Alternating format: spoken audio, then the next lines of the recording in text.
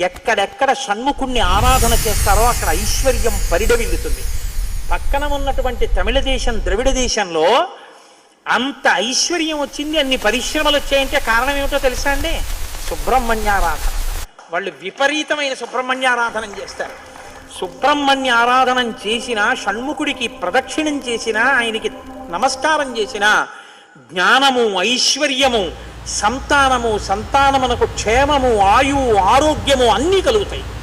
అంత శక్తివంతమైనటువంటి సర్గ ఈ షణ్ముఖోత్పత్తి సర్గ.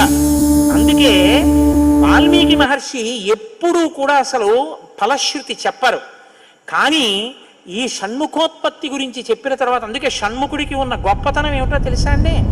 ఆయనకి ఒక గొప్ప విజయాన్ని సాధించాడు షణ్ముఖుడు ఒక్కడే. శైవ కేశవాలు రెండు, శైవ వైష్ణవాలు రెండు కూడా వియ్యం ఉండేట్టు చేశాడు.